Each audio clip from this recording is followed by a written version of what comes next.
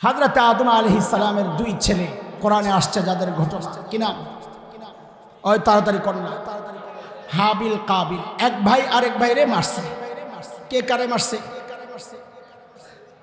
কাবিল হাবিলকে মারছে আমি জিজ্ঞেস করি এটা মনে করি না যে জানে না আমতে জানে লইতেছে এটা জিজ্ঞেস করলে আলোচনা যত হবে সঠিক বিষয়টা আপনাদের দিল দিমাগের মধ্যে বসবে এমনি মনে রাখার জন্য ওই কা আছে কা ছোটবেলায় আমাদেরকে ওস্তাদরা শিখিয়ে দিয়েছেন কা কাতেল কাবিল কাতেল যে কাতেল সে হলো কাবিল কাফে কাফে আর কি মিলে গেছে তো এই হাবিল কাবিলের যখন কথোপকথন হচ্ছিল এই বিষয়টা কোরআনে আসছে সূরা মায়েদার মধ্যে খুব খেয়াল করুন আল্লাহ কি বলতেছেন নবীকে উদ্দেশ্য করে বলতেছেন আপনি হাবিল কাবিলের গল্প শোনান সঠিকটা শোনায়া দিয়েন কি ওয়াতলু আলাইহিম নাবা আবনাই আদম বিল হক إذ قربا قربانا فتقبل من أحدهما ولم يتقبل من الآخر قال لأقتلنك قال إنما يتقبل الله من المتقين لئن بسطت إلي يدك لتقتلني ما أنا بباسط يدي إليك لأقتلك إني أخاف الله رب العالمين দুই ভাইয়ের কথাবার্তা হয়েছে কোরবানি একজনেরটা কবুল হয়েছে আরেকজনেরটা হয় নাই এখন কাবিলেরটা হয় নাই কাবিল কয় লা আক্তুলান্নাক আমি তোরে মেরেলাম তা হাবিল কি কয় হাবিলের সরল সোজা জবাব ও ভাই লা ইম বাসাত্তা ইলাইয়া ইয়াদাকা লিতাকতুলানি তুমি যদি আমাকে হত্যার জন্য তোমার হাত আমার দিকে বাড়াও মা আনা বিবাসিতি ইয়াদিয়া ইলাইকা লিআকতুলাক আমি কিন্তু আমার হাত তোমাকে হত্যার জন্য বাড়াবো না কেন কারণ র্যাবে আমার নিয়ে ক্রস ফায়ারে দিব এই জন্য কথা কয় না ওই সময় র্যাব আসিল তো লগে মাথা লাড়ান যে হাবিল হত্যা করতে অস্বীকার করেছে এই কাজ এই অপরাধ আমি করব না কেন আব্বা আদম সিসি ক্যামেরা ফিট করে বয়ে বয়ে সব দেখতেছে কথা কর পুলিশ নিয়ে রিমান্ডে দিবে জেলখানায় দিবে হ্যাঁ যাবজ্জীবন হবে আমার ফাঁসি হবে হ্যাঁ ডিভাইস দিয়ে শনাক্ত করা হয়ে গেছে আমি অপরাধী এই ভয়ে আমি মারবো না এটা বলেন একটাও না হাবিল এই অপরাধে জড়াচ্ছে না কারণ কি উল্লেখ করছে সে কারণ উল্লেখ করছে ইন্নী আখাফুল্লাহ রাব্বুল আলামিন আমি এই অপরাধ করব না কেন আমি রব্বুল আলামিনকে ভয় করি বুঝা গেল মানুষকে কোনো আইন দুনিয়ার কোনো কানুন দুনিয়ার কোনো শাস্তির বিধান কোনো অস্ত্র কোনো ব্যবস্থাপনা এটা অসম্ভব মানুষকে অপরাধ থেকে দমাইতে পারে শুধুমাত্র শরীয়ত আইন আল্লাহর ভয় এছাড়া ভিন্ন কোনো রাস্তা মানুষকে অপরাধ থেকে আটকানোর কোনো রাস্তা দুনিয়ায় নাই কথা কোন ঠিক যার কারণে আমাদের প্রিয় ভাইরা আমাদের গর্বের ঠিকানা তালেবানরা ওরা একটা মন্ত্রণালয় বানাইছে কি ডরাইছে এই যে গর্বের ভাই বললাম ডরাইছেন না চোখ মুখ দিয়ে কালা হয়ে গেছে লাল হয়ে গেছে শুকায় গেছে হায় রে মানুষ আরে ভাই আপনার কি ধরলে আমারে না ধরবো আপনি ডরান খেন সুবহানাল্লাহ তালেবানরা একটা মন্ত্রণালয় করছে কি নীতি নৈতিকতা বিষয়ক মন্ত্রণালয় এদের কাজ হচ্ছে সমাজে ঘুরে ঘুরে অন্যায় কি হচ্ছে দেখা শাস্তির আওতায় আনা আমি চ্যালেঞ্জ করছি যদি ওরা টিকে যায় ইনশাআল্লাহ টিকবে ইনশাআল্লাহ তাইলে আগামী কয়েক বছরের মধ্যে সারা দুনিয়ার মধ্যে সবচাইতে কম অপরাধ প্রবণতা খুঁজে বের করলে পাওয়া যাবে আফগানিস্তানে কেন এটা এক চরম বাস্তবতা দেখেন ইসলামী কানুনগুলো নারীর যে পর্দার বিধান নারীর নিরাপত্তার জন্য নাকি না তার স্বাধীনতা খর্ব করার জন্য মাঝখানে একটু কথা বইলা লই নারীর পর্দা নারীর স্বাধীনতা খর্ব করে না স্বাধীনতা রক্ষা করে কেমনে স্বাধীনতা রক্ষা করে না নিরাপত্তার ব্যাপার বলি নাই স্বাধীনতার কথা বলতেছি নারীর পর্দা নারীর আপনারা মাঝখানে বলবেন আবার কই চলে গেল না যাই না আমি আসবো জায়গায় আগে এই কথার জবাব দেন নারীর পর্দা নারীর স্বাধীনতা রক্ষা করে না খর্ব করে কেমনে রক্ষা করে? এমনি রক্ষা করে, নারী যখন পর্দা করে বের হয় না তখন আর ও স্বাধীন থাকে না।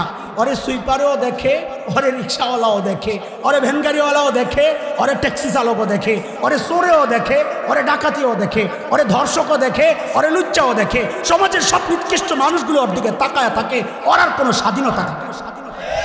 আর যদি পর্দা করে অস্বাধীন। আমি আমাকে কাকে দেখাবো? আমার ইচ্ছা। আমার মুখ আমি আমার বাবার সামনে খুলবো, আমি স্বাধীন, এটা আমার ইচ্ছা। আমার মুখ আমি আমার ভাইয়ের সামনে খুলবো, আমি স্বাধীন, এটা আমার ইচ্ছা। আমার মুখ আমি আমার স্বামীর সামনে খুলবো, আমি স্বাধীন, এটা আমার ইচ্ছা। পর্দা নারীর স্বাধীনতা ক্ষুণ্ণ করে না, বরং পর্দা নারীর স্বাধীনতাকে প্রতিষ্ঠিত করে। কথা ঠিক? এইবার একটা কথা বলি। আগে কইলাম স্বাধীনতা, এখন বলতেছি নিরাপত্তা। পর্দা নারীর নিরাপত্তাও প্রতিষ্ঠা করে। কেন? কারণ দুনিয়ায় যে সমস্ত দেশগুলা নারীর স্বাধীনতার নামে নারীকে উলঙ্গ রাস্তায় বের করার ফিকির করছে, গত 27 ফেব্রুয়ারি 2022 দৈনিক ইনকিলাবের একটা রিপোর্ট আছে, জাতিসংঘের সমীক্ষা। ডেটটা কি বলছি? 27 ফেব্রুয়ারি 2000, দৈনিক ইনকিলাব। এরা সারা বিশ্বে জরিপ চালায়া শীর্ষ ধর্ষণের মাত্রা সবচেয়ে বেশি যে দেশগুলা, ওগুলারে বাইর করছে 10টা। সিরিয়াল দিছে কয়টা? সারা বিশ্বের সবচেয়ে বড় মোড়লের নাম কি? কথা কয় না আপনার? করলো তো কথাবার্তা কন, ডরাইতেছে তো কথা কন। সবচেয়ে বড় মোড়লের নাম কি? আমেরিকা। মাশাআল্লাহ, ওই বড় মোড়লরা ধর্ষণের সিরিয়ালেও 1 নম্বর। কয় দেশ? 1 নম্বর আমেরিকা, 2 নম্বর সাউথ আফ্রিকা, 3 নম্বর সুইডেন, 4 নম্বর দাদারা। কারা? প্রতি 22 মিনিটে ভারতে একজন নারী ধর্ষিত হয়। দেখেন স্বাধীনতা কাকে বলে, নারীর নিরাপত্তা কাকে বলে। দেখেন, এটা জাতিসংঘের সমীক্ষা, এটা হেফাজতে ইসলামের সমীক্ষা না, এটা হাসান জামিলের সমীক্ষা না। এটা কার সমীক্ষা? জাতিসংঘের সমীক্ষা। সারা বিশ্বে শীর্ষ 10 রাষ্ট্র যেখানে সবচেয়ে বেশি ধর্ষণ হয়, সিরিয়ালে সারা বিশ্বের মোড়ল, ওই জায়গায়ও মোড়ল। নাম্বার 1 প্রাইজটা ওনার জন্য বরাদ্দ। 2 নম্বর সাউথ আফ্রিকা, 3 নম্বর সুইডেন, সারা দুনিয়ার মধ্যে উদার রাষ্ট্র এরা। 4 নম্বর দাদারা, 5 নম্বর যুক্তরাজ্য, 6 নম্বর জার্মানি, 7 নম্বর ফ্রান্স, 8 নম্বর কানাডা, 9 নম্বর শ্রীলঙ্কা, 10 নম্বর হচ্ছে ইথিওপিয়া। ওই যে হাবশা, নবী যুগের হাবশা, এ একটা কোন রকমের মুসলমান কান্ট্রি কিন্তু ইসলাম নাই, যার কারণে ওই যে এইবার ব্রিক্সের সদস্য নিবে, নতুন সদস্য নিবে না। ব্রিক্স একটা নাম শুনছেন না কয়দিন আগে? ব্রাজিল, রাশিয়া, আর কি ইন্ডিয়া, আর চায়না, আর সাউথ আফ্রিকা। এই মূল 5 দেশ, তাদের একটা অর্থনৈতিক সংগঠন, সাথে কিছু সহযোগী লোক দেশ নিছে। আমরাও প্রার্থী ছিলাম, দেয় নাই আমগরে। তো দিছে কারে? ইথিওপিয়ারে। আমি অনেক চিন্তা করতেছি, ইথিওপিয়ারে বাঁচলো কি জন্যে? ওরা অর্থনৈতিকভাবে এরকম কোনো শক্তিশালী জায়গা না। হ্যাঁ, বিশ্ব মানচিত্রের দিকে তাকালে একটা গুরুত্বপূর্ণ জায়গা ইথিওপিয়া, লোহিত সাগরের পশ্চিম পার, নবী যুগের হাবশা, আবিসিনিয়া। কিন্তু ওই কারণে না, আখলাক আর চরিত্র ওই জাতে মিলে গেছে। ওই জায়গার পরিবেশে ইসলাম নাই, ইসলামের চর্চা নাই। এই যাও একটা মুসলিম কান্ট্রি আছে, সেটাও মুসলমানদের কাছে নাই। এটা অদুস্থ সারা দুনিয়ার মধ্যে সবচাইতে শীর্ষে ধর্ষণে যেই সমস্ত রাষ্ট্রগুলো আমরা জানি, সেখানেই সবচেয়ে বেশি নারী অধিকারের কথা বলা হয়, নারীর নিরাপত্তার কথা বলা হয়, নারীর স্বাধীনতার কথা বলা হয়। অথচ ব্রিটিশ নির্ভর একটা ওই যে ভ্রমণ সংস্থা আছে, ইনশিওর মাই ট্রিপ নাম, ওই সংস্থার নাম কি? ইনশিওর মাই ট্রিপ। ওরা একটা জরিপ চালাইছে, যেহেতু ওরা বিভিন্ন দেশে মানুষকে ঘুরাইতে নিয়ে যায়, মানুষকে পর্যটনে নিয়ে যায়, কোন কোন দেশ, কোন কোন শহর নিরাপদ শহর, ওদের একটা জরিপ ওরা চালায়া দেখছে। ইনশিওর মাই ট্রিপ ওরা জরিপ চালায়া দেখছে সারা বিশ্বের মধ্যে নারীদের জন্য সবচেয়ে নিরাপদ শহরের নাম হচ্ছে মদিনাতুর রাসূল, মদিনাতুল মুনাওয়ারা। চিৎকার করে কান আল্লাহু আকবার। আরে যারা বলো ইসলামী আইন, ইসলামী শরিয়া নারীর নিরাপত্তার জন্য বাধা, নারীর স্বাধীনতার জন্য বাধা, ওরাই। আরে এই জরিপগুলো, এই সমীক্ষাগুলো কোনো মুসলিম কান্ট্রির জরিপ না, কোনো মুসলমান সংস্থার জরিপ না, এটা জাতিসংঘের ওই লাল কুত্তাদের আড্ডাখানা, যেটা ওদের জরিপ, এটা ওদের জরিপে আসছে। শীর্ষ ধর্ষণের যে দেশগুলো, এগুলো কোনো মুসলমান কান্ট্রি না। এদেরকে আল্লাহ তাআলা চোখে আঙ্গুল দিয়ে দেখায়া দিয়েছেন, তোদের এই সমস্ত নীতিতে নারী স্বাধীন থাকতে পারে না, নিরাপদ থাকতে পারে না। ওই ঘুরে ঘুরে পিছনের কথায় আসছে নারীর স্বাধীনতা, নারীর নিরাপত্তা, সামাজিক শান্তি, সামাজিক নিরাপত্তা। দুনিয়ার কোনো কানুন, দুনিয়ার কোনো আইন, দুনিয়ার কোনো ব্যবস্থা দিতে পারে না। দিতে পারে একমাত্র শরিয়া আইন। যারা শরিয়া আইন চায় না, তারা কোনদিন সভ্য সমাজের মানুষ হতে পারে না। অসভ্যরাই শরিয়া আইনকে অস্বীকার করে, অসভ্যরাই শরিয়া আইনকে অস্বীকার করে। কথা কোন ঠিক? আপনি বলেন এই সমাজে মুরতাদ নাই? না, এই সমাজে মুরতাদের অভাব নাই। এটা হচ্ছে মুরতাদ হওয়ার একটা চোরাই পথ। মনে আসেনি কথা? আমি আর একটা চোরাই পথের কথা বলি, সময় তো বেশি নেই। সেটা হচ্ছে যুক্তিতে ধরলে মানি, নাইলে মানি না। ইসলাম যুক্তিতে ধরলে কথা কয় না। আরে কথা বলা লাগবে, বেশি কঠিন হয়ে যাইতেছে কথা বললা। হায় হায় খোদা, আমার তো আয়াত দিছে, এগুলো আমি করবো কি করে? কয় যুক্তিতে ধরলে মানি, নাইলে মানি না। এটা ইসলাম থেকে বের হওয়ার আরেকটা চোরাই পথ। এটা মাথায় রাখে। শরীয়তের সমস্ত বিধান যৌক্তিক। হ্যাঁ, ওই যুক্তি আমার মাথায় ধরে না, এটা আলাদা কথা।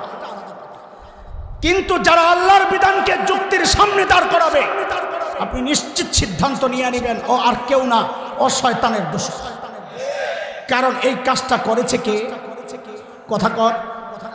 আল্লাহ যখন জিজ্ঞেস করলেন, মা মানাকা আল্লা তাসজুদা ইয আমারতুক ক্বালা আনা খায়রুম মিন খালাকতানি মিন নার ওয়া খালাকতাহু মিন তিন।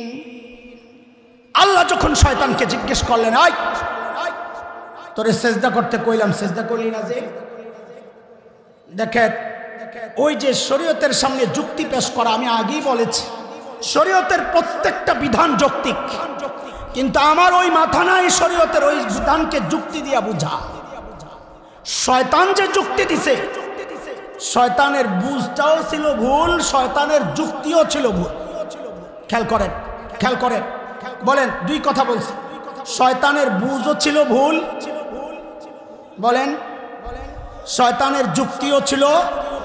এখন বুঝ ভুল কেমনে, যুক্তি ভুল কেমনে, একটু বুঝেন। শয়তান মনে করছে আমারে আল্লাহ বানাইছে আগুন দিয়া, আদমরে বানাইছে মাটি দিয়া। আগুনের কাম হইলো উপরের দিকে ওঠে, মাটির কাম হইলো যেটা নিচের দিকে যায় ওইটা উত্তম। কেন? যেটা উপরের দিকে যায় সেটা উত্তম। আরে ওর বুঝটা যে ভুল। কেন? ওর যদি কানে দৌড়াই না, বাংলাদেশের বাজারে আলু বেচা, পেঁয়াজ বেচা দেখাইতে পারতাম। কেন? পাল্লার মধ্যে যখন এক পাশে লোহা, এক পাশে পেঁয়াজ আর আলু দেয়, তখন আপনারা কোনো ক্রেতা এমন আছে যে আলুর পাল্লা উপরের দিকে উঠলে কব, হ্যাঁ আমার এটা দেখ। বুঝেন না এই কথা? আলুর পাল্লা যদি উপরের দিকে ওঠে ওইটা উত্তম না, কব আরেকটা আলু দিয়ে ওটা নামা। কথা কয় না? আরে বুঝেন না এই কথা? কি বলবেন? আরেকটা আলু দেবে, ওটা উপরে উঠা রয়েছে, আবার তো অনেকে চেক করে নিচে দিয়া কিছু লাগাইছে কিনা। তাইলে ওর যুক্তিটাও ভুল, ওর বুঝটাও ভুল। খালি উপরের দিকে উঠলেই যে বড় হয় তা না, কখনো কখনো নিচের দিকে গেলেও দামি হয়। যেমন সদাই কিনতে গেলে কেউ কোনোদিন উপরেরটা নিতে চায় না, সবাই চায় নিচেরটা নিতে। কথা ঠিক কিনা বলে? ওর দলিলও ভুল। খেয়াল করেন, ওর দলিলও ভুল। কেন ভুল? কারণ ও বলেছে আদমকে বানাইছেন কি দিয়া, আমারে বানাইছেন কি দিয়া। হ্যাঁ, ওলামায়ে কেরাম, ছোটরা তোমরা বাচ্চারা যারা আছো তোমরা বুঝো, বড়রা তো জানে এগুলা। এই জায়গায় যুক্তি ভুল কেন? আর এই দাবিটা অযৌক্তিক কেন? একটু বলেন তো আপনারা। আদম আলাইহিস সালামকে যে আল্লাহ সেজদা করতে বলছেন ফেরেশতাদের, রূহ দেওয়ার পর না দেওয়ার আগে? ওই وعلم آدم الأسماء كلها ثم عرضهم على الملائكة فقال أنبئوني بأسماء هؤلاء إن كنتم صادقين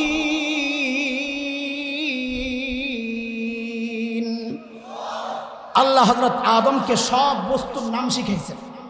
তাফসীর কিতাবে আসছে বড় চামচ, ছোট চামচ, বায়ু সারে, আওয়াজ সহ, গন্ধ সহ, এই সবগুলোর নাম শিখাইছেন আল্লাহ।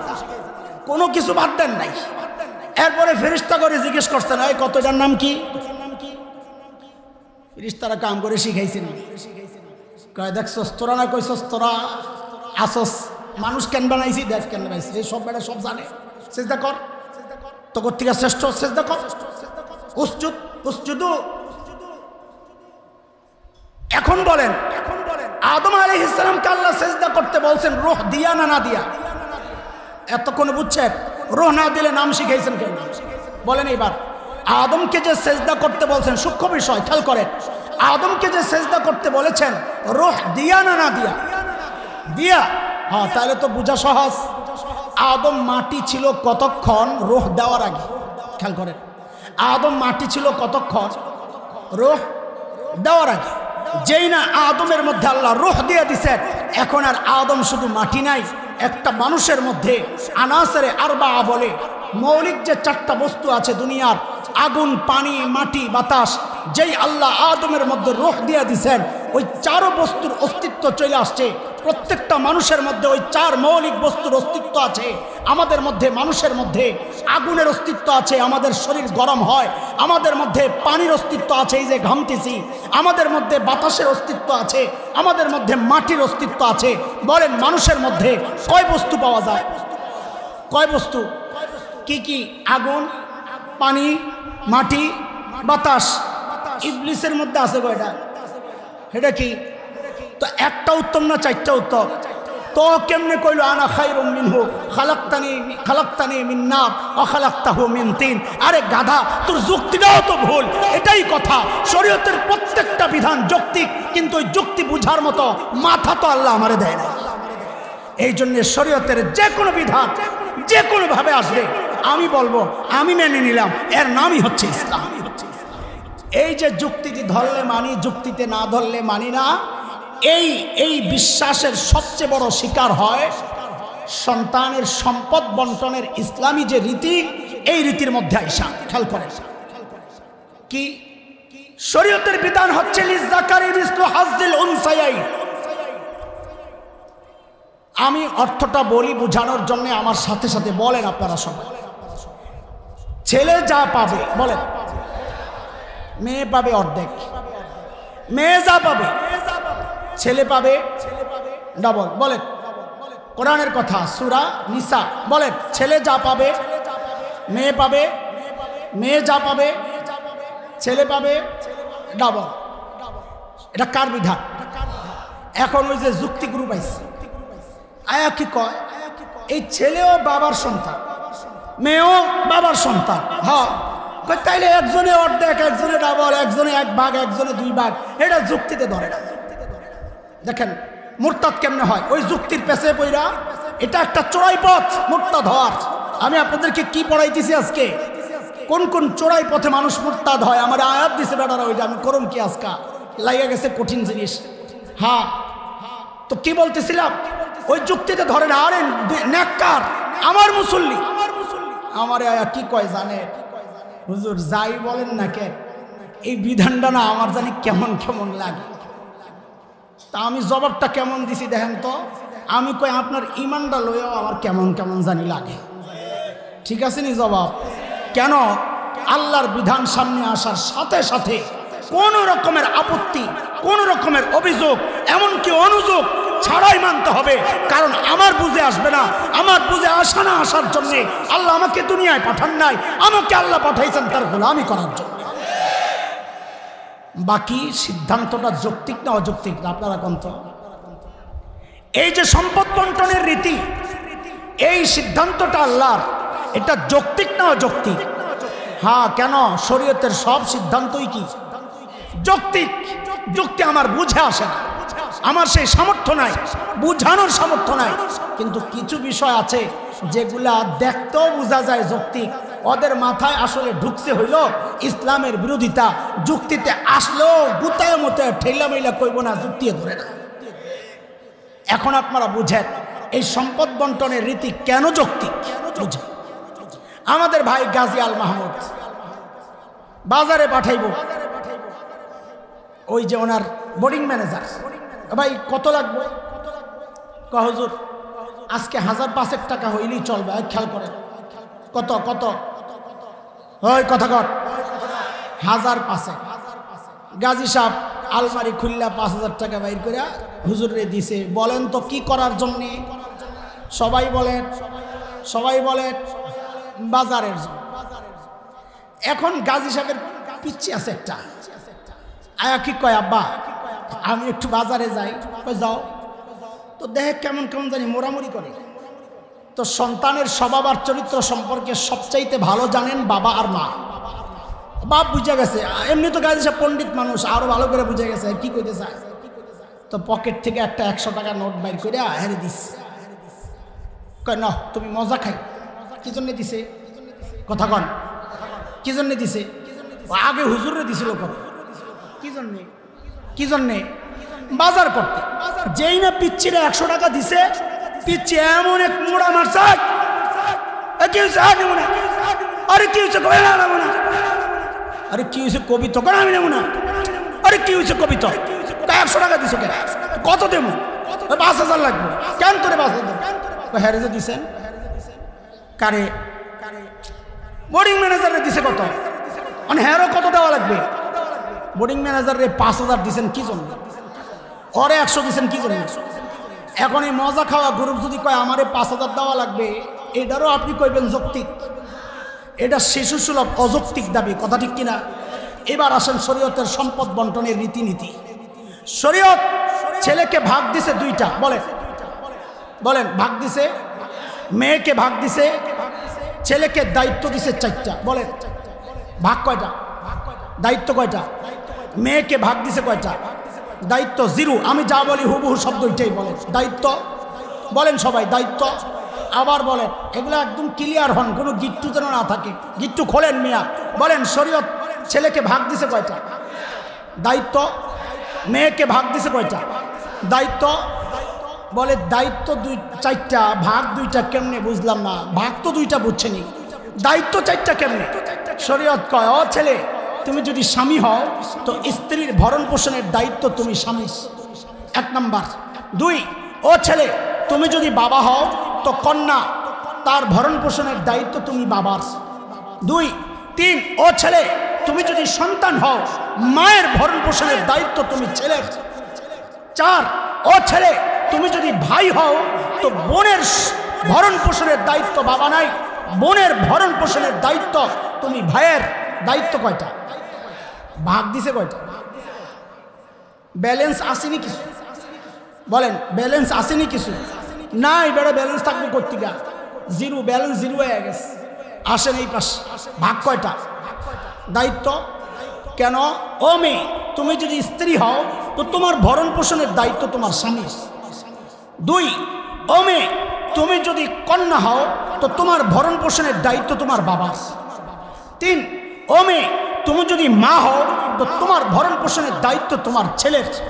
4, ও মেয়ে তুমি যদি বোন হও তো তোমার ভরণ পোষণের দায়িত্ব তোমার ভাইয়ের। ভাগ কয়টা? দায়িত্ব কয়টা? কয় দায়িত্ব নাই তো ভাগ দিল কেন? মজা খাইতে। বলেন কি খাইতে? মজা খাইতে। এখন মজা খাওয়া গ্রুপ যদি কয় সমান অধিকার, আমারও 2 ভাগ দেওয়া লাগবে, এরপরও কইবেন এটা যৌক্তিক না শিশু সুলভ পাগলের প্রলাপ?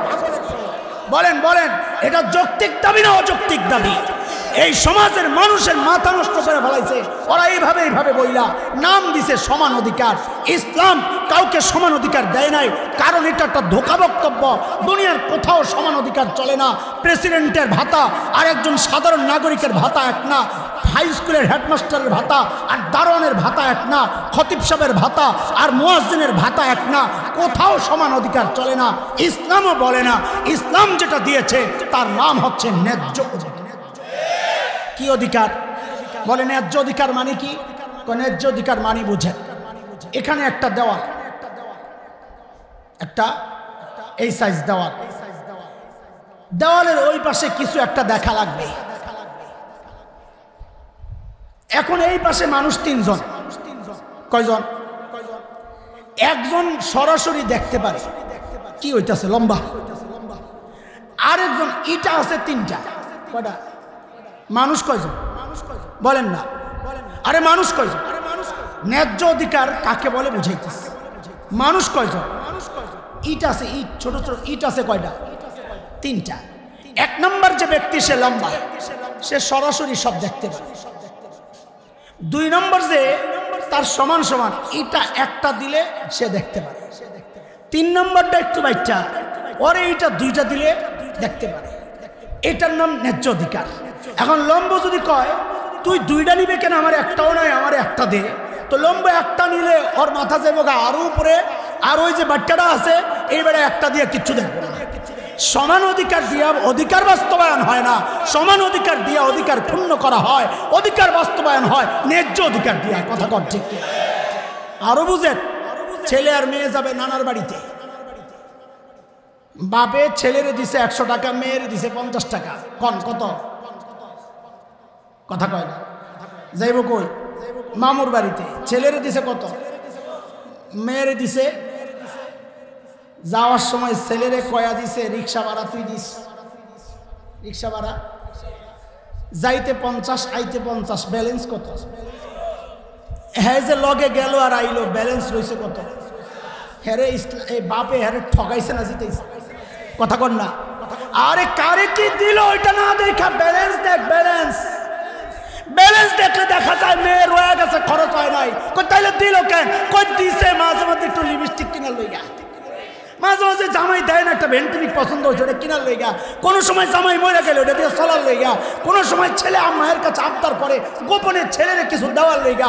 এই মজা মুজা খাওয়ার জন্য দিছে এক ভাগ, বাজার করার জন্য না। তোর বাজার করতে যদি মনে চায় তো আয়, আমরা সমান দেবো, তুইও খাওয়াবি আমারে খাওয়াবো। 1 বছর বাচ্চা পেটে আমি লবো, আরেক বছর বাচ্চা পেটে তুই লবি। ও নারীবাদী পুরুষরা, তোমরা রাজি আসুনি কও, যদি সমান অধিকার চাও তাহলে এই জায়গায় সমান অধিকার। মোহর মেয়েও দিবে, ছেলেও দিবে, পেটে বাচ্চা মেয়েও নিবে, ছেলেও নিবে। যদি তোরা রাজি থাকস তো দিয়ে দেবো তো করে সমান অধিকার। পেটে বাচ্চা লবিনি কয়, কথা কন আপনারা?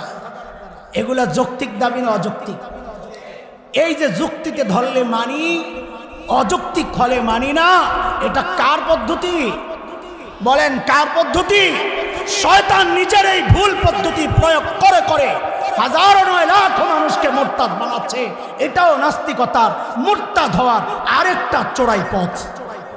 আয়াত ছিল সূরা বাকারার, ওয়া ইযা লাকুল্লাযীনা আমানু ক্বালু আমান্না। হুজুর আমরা আপনাকে কত কিছু দিছি, আবার যখন দাদাগো কাছে যায় কয় আমরা তো আপনাকে লগে আছি, হুজুর করে কলা দেখাইছি, কলা আছে না এমন পাবলিক বাংলাদেশে? কথা কষ্ট তোরা আছে না নাই? এগুলো নাম্বার 1 মুনাফিক। চিল্লা এখন ঠিক কিনা? এদের জায়গা জাহান্নামের সবচেয়ে নিকৃষ্ট জায়গায়।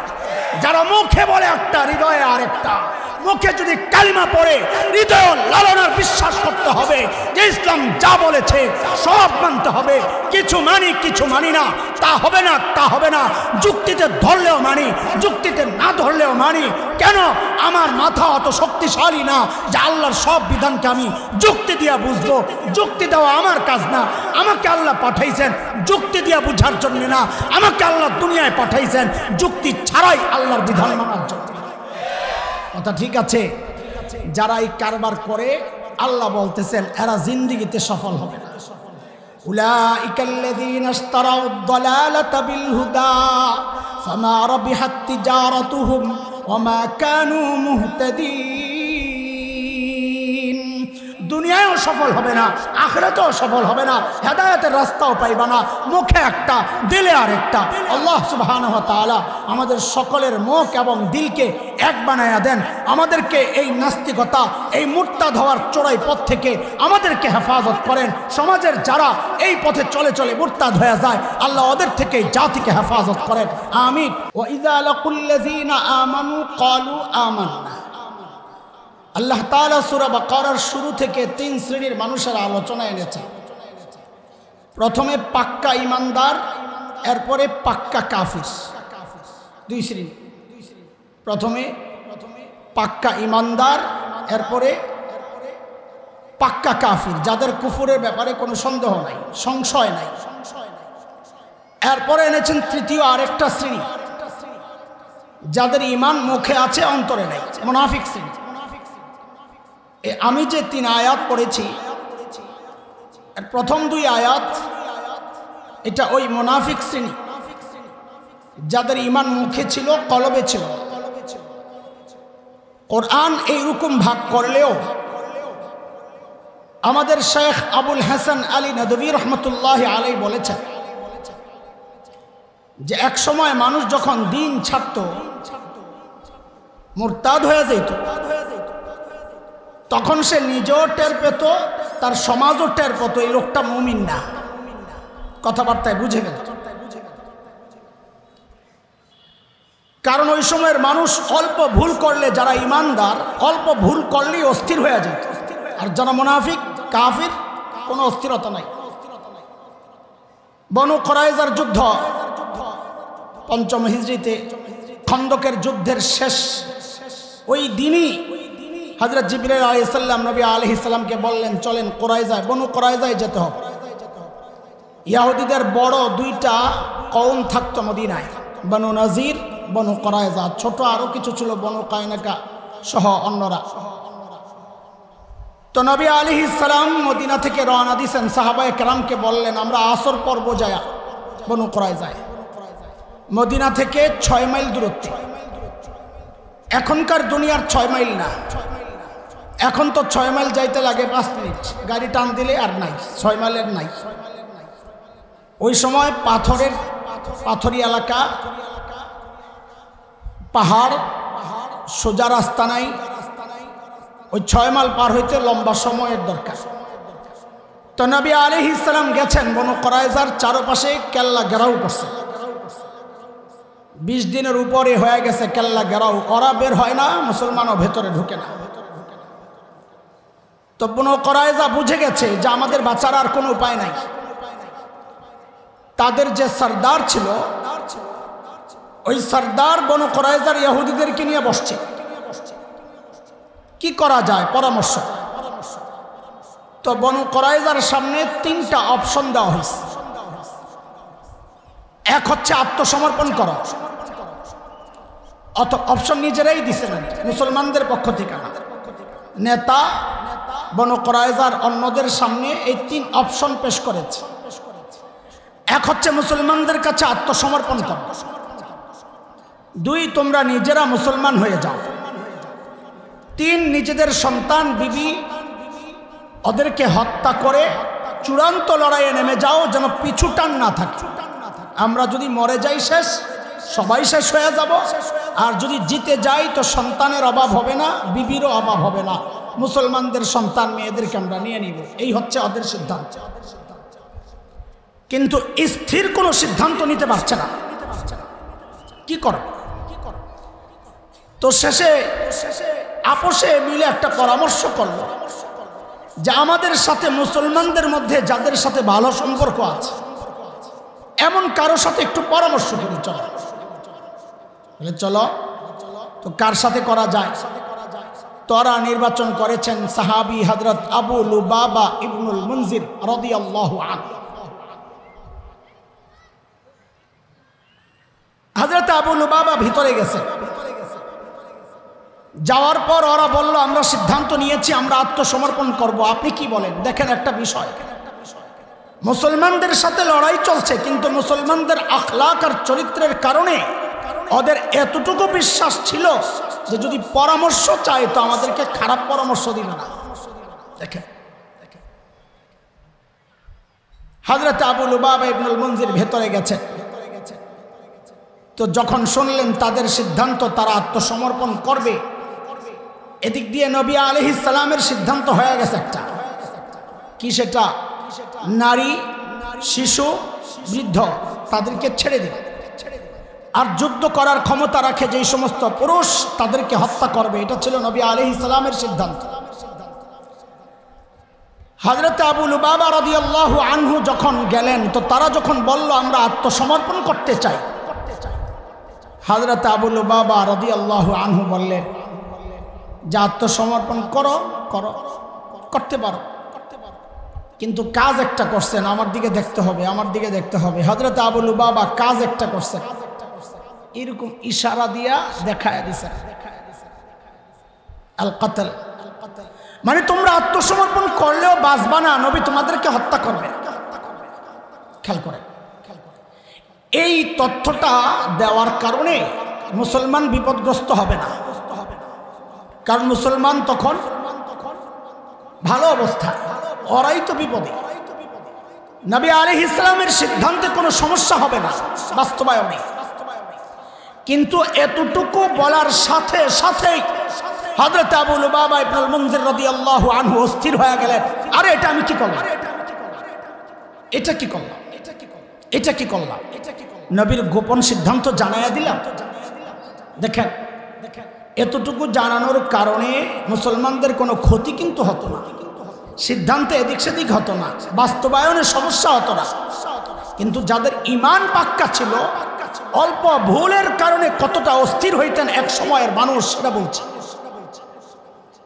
তিনি দৌড়ায়া মসজিদে নববীতে চলে গেলেন সোজা, নবী আলাইহিস সালামের কাছেও যান নাই, সোজা চলে গেছেন মসজিদে নববীতে, যায়া একটা খাম্বার সাথে নিজেকে বাঁধছেন, নিজের বিবিকে জানায়া দিছেন নামাজের ওয়াক্ত হবে, আইসা আমার বাঁধ খুলে দিবা, নামাজ পড়ার সাথে সাথে আবার বেঁধে দিবা, যতক্ষণ না আল্লাহ আমার তওবা কবুল করছেন, আমাকে মাফ করছেন, আমি জানবো এর আগ পর্যন্ত আমি নিজের বাঁধন ছুটাবো না। ভুলটা কি? কত হালকা একটা বিষয়। আয়াত নাজিল হয়ে গেছে সূরা তাওবা 102 আয়াত। আল্লাহ বলেন وآخرون اعترفوا بذنوبهم خلطوا عملا صالحا وآخر سيئا عسى الله أن يتوب عليهم إن الله غفور رحيم।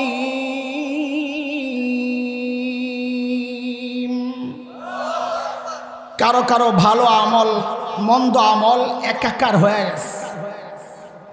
আয়াতের সার কথা আল্লাহ বলেন আমি তাদেরকে মাফ করে দিচ্ছি, কারণ তাদের দিল ঠিক ছিল, আল্লাহ মাফ করে দিচ্ছে। হযরত শেখ আবুল হাসান আলী নদভী রহমতুল্লাহি আলাইহি বলেন এক সময় মানুষ দিন ছেড়ে দিত, ও নিজেও টের পাইতো আর সমাজও টের পাইতো। নবীর ইন্তেকালের পর সাল্লাল্লাহু আলাইহি ওয়াসাল্লাম একটা কথা মনে পড়ছে, আমাদের ওই যে বাচ্চারা গজল গায়, একটু আগে একটা ছেলে গজল গাইল না, কি জানি গজলটা শুরুটা করে, হ্যাঁ আছে, মেরা নবী মেরা নবী বলে দিবেন, প্রথম লাইন পড়ার সাথে সাথেই যেন পড়ে সাল্লাল্লাহু আলাইহি ওয়াসাল্লাম, এরপর আগাবে। ওয়াজিব তো এটা, নবী আলাইহিস সালামকে বুঝায় এমন যে কোনো শব্দ উচ্চারণের সাথে সাথেই সাল্লাল্লাহ পড়া কি প্রথমবার ওয়াজিব। তো এই জন্য এই মেরা নবী বলে চলে যেতেছে, সবাই খালি শুনতেছে, হ্যাঁ সাথে সাথে গাওয়াইতেছে, ভালো মাশাআল্লাহ, কিন্তু প্রথম লাইন পড়ার সাথে সাথেই যেন পড়ে সাল্লাল্লাহু আলাইহি ওয়াসাল্লাম। নবী আলাইহিস সালামের ইন্তেকালের সাথে সাথে কিছু মানুষ মুরতাদ হওয়ার লাইনে পড়ে গেছে। মুসাইলামাতুল কাজ্জাবের সাথে কেউ যাকাত দিতে অস্বীকার করলো, যাকাত দিতে অস্বীকার করেছে, যাকাত অস্বীকার করে নাই। কিন্তু সাইয়েদনা আবু বকর সিদ্দিক রাদিয়াল্লাহু আনহু বললেন আয়ানকুসুদ্দিন ওয়া আনা হাই, দিন কাটছাট হবে আর আমি আবু বকর জিন্দা থাকবো, হতে পারে না। ঘোষণা দিয়ে দিলেন। কেন? মুরতাদ যারা হচ্ছে তারাও জানতো আমি দিন থেকে বের হয়ে গেছি, আর যেই সমাজে মুরতাদ হইতো ওই সমাজের মানুষও জানতো ও দিন থেকে বের হয়ে গেছে। একটা সময় এমন ছিল, কিন্তু আফসোস, বড় আফসোস, শেখ আবুল হাসান আলী নদভী রহমতুল্লাহি আলাইহি বলেন এখন এমন এক সময় চলে আসছে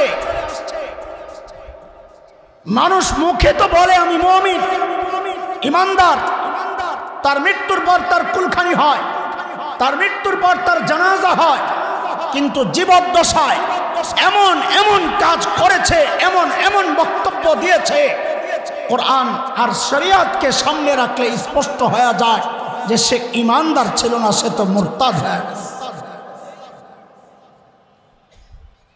আজকে যেহেতু আয়াত আমাকে দিয়ে এটা পড়াইছে, কিছু কথা আসবে, অনেকের কষ্ট লাগবে, কথাগুলো একটু কঠিনও বটে, কিন্তু ইমান বাঁচানোর জন্য এই কথাগুলো আপনাদের শোনা দরকার, আমাদেরও বলা দরকার। মাকসাদ দুইটা, খেয়াল করে, মাকসাদ দুইটা। এই যে আয়াত সামনে আসছে আমাদের, এই সমাজে বহু মানুষ মুরতাদ হয়, এটা হইল কথা, দিন থেকে বের হয়ে যায়, মুখে ইমানের কথা বলে কিন্তু দিন থেকে বের হয়ে গেছে। কিছু চোরাই পথ আছে, চোরাই পথ মুরতাদ হওয়ার, যে চোরাই পথগুলো দিয়ে হাজার হাজার নয় লক্ষ লক্ষ মানুষ ওই চোরাই পথ দিয়া গলিতে হাইটা মুরতাদ হচ্ছে, তার খবর নাই, তার সমাজেরও খবর নাই। আজকে আমরা এমন কিছু চোরাই পথের আলোচনা করব ইনশাআল্লাহ। মাকসাদ কি? মাকসাদ হচ্ছে আমি যেন ওই চোরাই পথে না চলি, এক। দ্বিতীয় মাকসাদ হচ্ছে আমার সমাজের যারা ওই চোরাই পথে চলবে শুধুমাত্র দলীয় কারণে, নেতা আর কর্মীর সম্পর্কের কারণে, আত্মীয়তার কারণে, ব্যবসায়িক কারণে, দুনিয়ার স্বার্থের কারণে, শুধুমাত্র এই সমস্ত কারণে ওই চোরাই পথে যারা চলে এদের সাথে আমরা সম্পর্ক রাখবো না, এদের সাথে সম্পর্ক ছিন্ন করতে হবে। এটা হচ্ছে মাকসাদ। সেই চোরাই পথগুলোর মধ্যে একটা পথ বড় ভয়ঙ্কর পথ, যেই পথে বহু মানুষ মুরতাদ, সেই পথটার নাম হচ্ছে কিছু মানি কিছু মানি না। দ্বীনের কিছু মানি কিছু মানি না, অথচ শরীয়তের চাওয়া কি? আল্লাহ কি বলেছেন সূরা বাকারায়? আল্লাহর চাওয়া কি? আল্লাহর চাওয়া হচ্ছে ইয়া আইয়ুহাল্লাযীনা আমানু দুখুলু ফিস সিলমি কাফা ওয়া লা তাত্তাবিউ খুতুওয়াতিশ শাইতান ইন্নাহু লাকুম আদুউম মুবিন।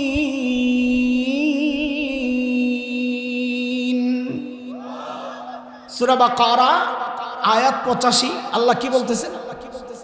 আফাতুমিনুনা বিবা'দিল কিতাবি ওয়া তাকফুরুনা বিবা'দ ফামা জাযাউ মান ইয়াফআলু যালিকা মিনকুম ইল্লা খিzyun ফিল হায়াতিদ দুনিয়া ويوم القيامة يردون إلى أشد العذاب وما الله بغافل عما تعملون।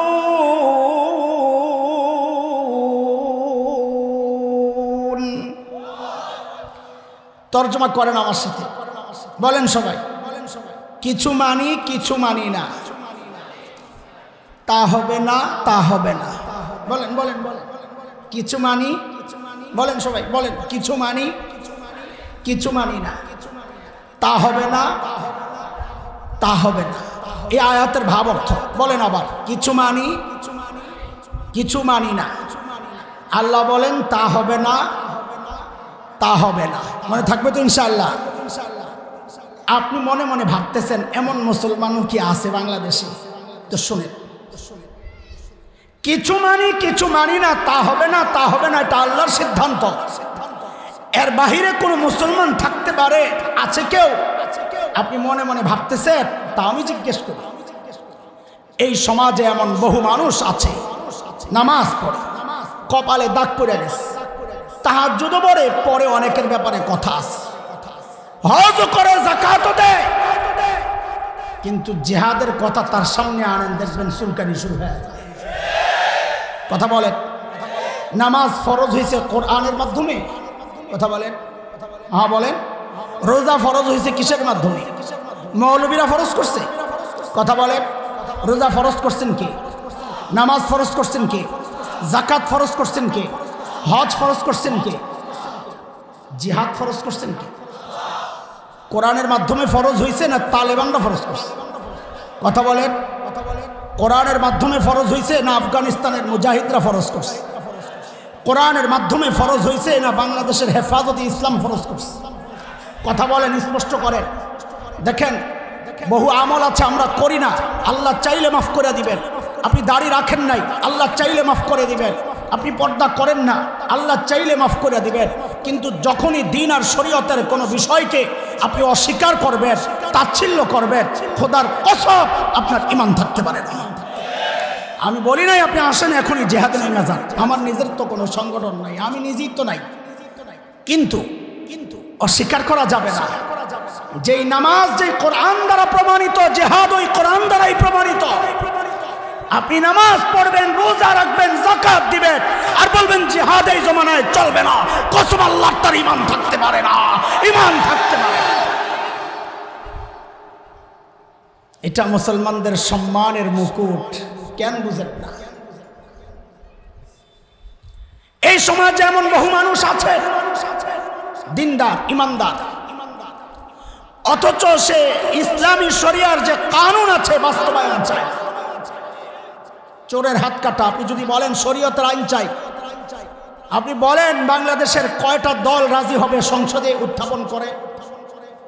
সংসদে উত্থাপন করে যে আমরা বাংলাদেশে কোরআনের শাসন কায়েম চাই, কোরআনের আইন চাই, চোরের হাত কাটতে হবে, মদ্যপকে বস্ত্রাঘাত করতে হবে, মিথ্যা অপবাদ যে দিবে তাকে বস্ত্রাঘাত করতে হবে, জিনা করলে বিবাহিত হলে পাথর মেরে হত্যা করতে হবে, হত্যার বদলে প্রকাশ্যে হত্যা করতে হবে। আপনি চান, আইন চান, দেখবেন বহু মানুষ আছে যারা অস্বীকার করবে যে না, এই সময়ে এই শরীয়তের আইন, এই মধ্যযুগীয় আইন এই সময়ে চলবে না, কসম আল্লাহ, তার ঈমান থাকতে পারে না, ঈমান থাকতে পারে না।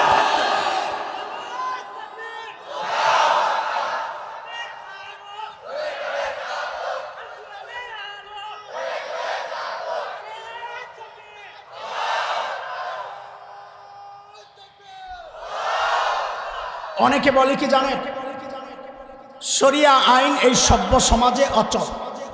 দেখবেন টকশোতে বলে শরিয়া আইন বলে সভ্য সমাজে অচল। আমরা বলি কোন সভ্য মানুষ শরিয়ার আইনকে অস্বীকার করতে পারে? কেন? কেন? সভ্য মানুষ যদি হয়, সে তার চাওয়া কি থাকবে? সামাজিক শান্তি, সামাজিক নিরাপত্তা।